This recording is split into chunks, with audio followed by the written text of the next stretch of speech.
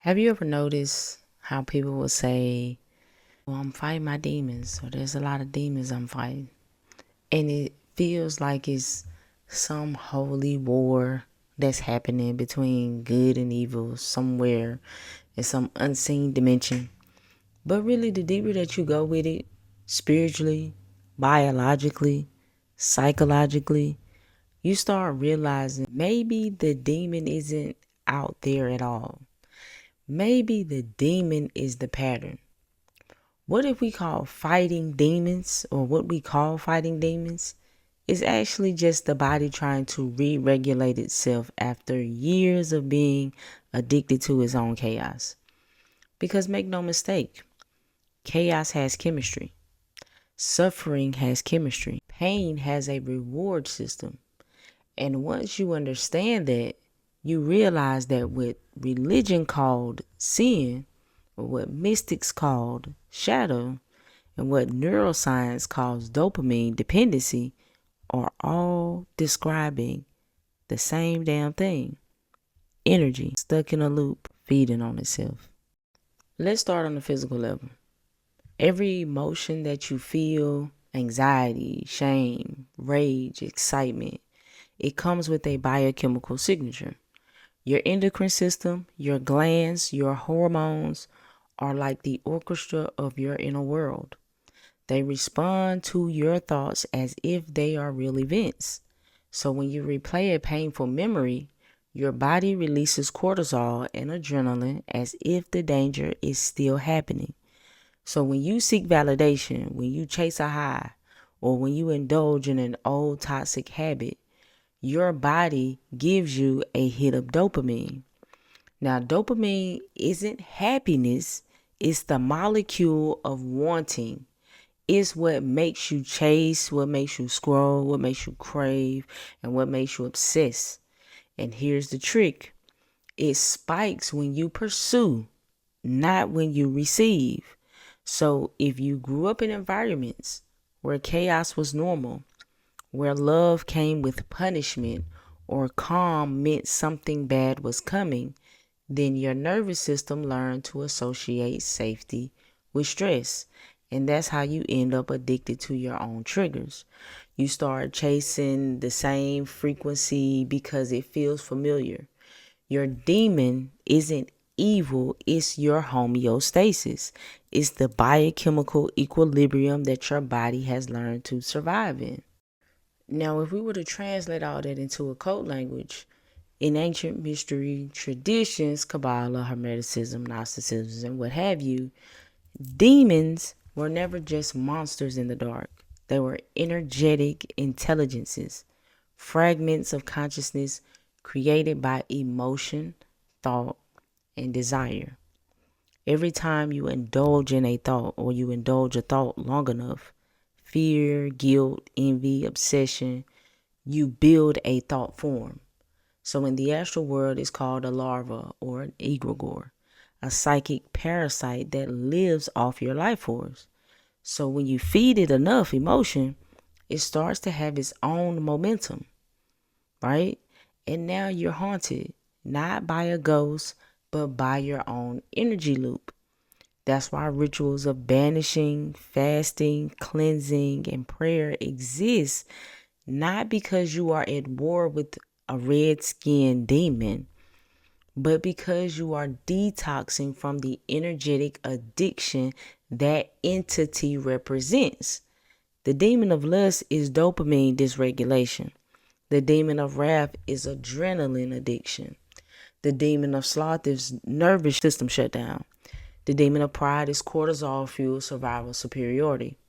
The demon of envy is scarcity imprinting. Every quote unquote sin is a nervous system in dysregulation, spiritualized and mythologized, right, into archetype.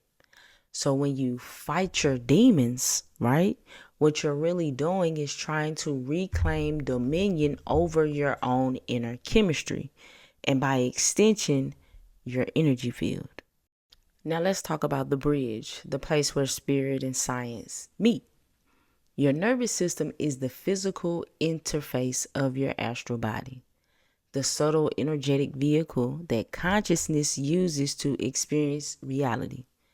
So think of your nervous system as your antenna. When it's regulated, you can receive divine frequencies, intuition, inspiration, clarity.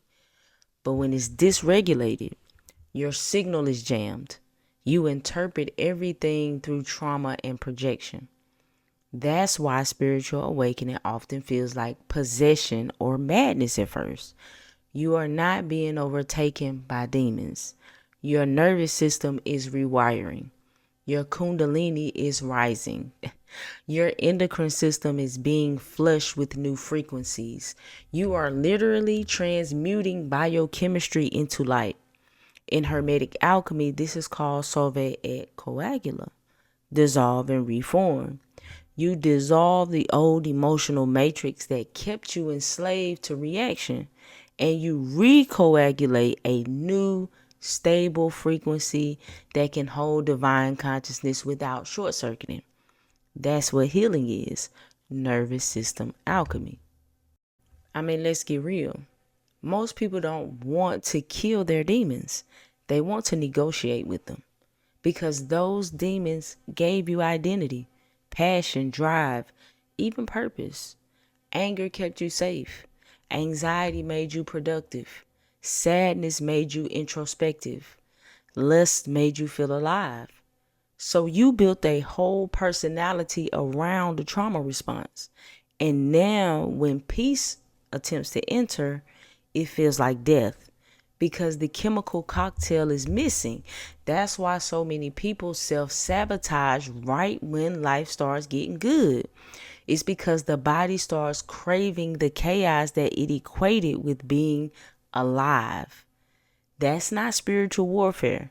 That's dopamine withdrawal. You are detoxing from the frequency of suffering.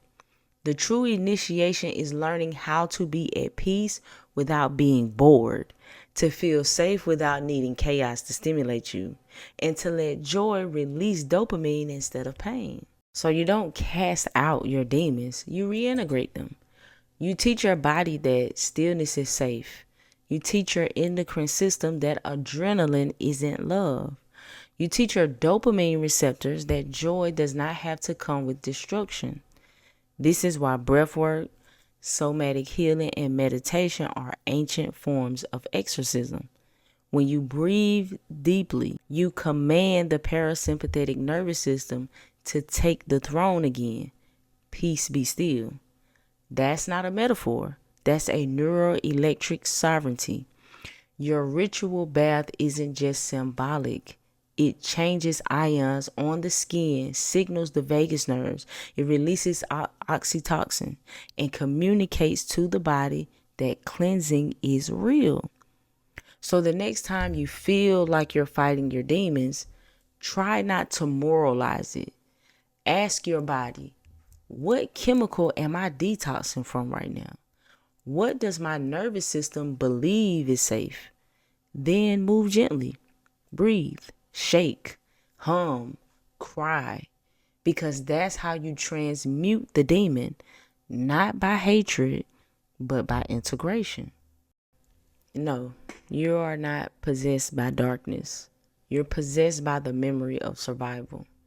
Every time you re-enter chaos, your body whispers, "This is home." But the truth is, the demon was never trying to destroy you. It was trying to show you where your life force was leaking. That craving, that compulsion, that restlessness, it's your spirit begging for alchemy. The body isn't between good and evil. It's between stimulation and safety, between being addicted to the storm or learning how to rest in the calm. When you understand that, you stop fighting your demons and you start retraining your nervous system to hold heaven. Because hell was never below. It was always inside the body that never felt safe enough to stay home. Be sure to like and subscribe to the channel and make sure that you join the Patreon for even deeper discussions. Peace.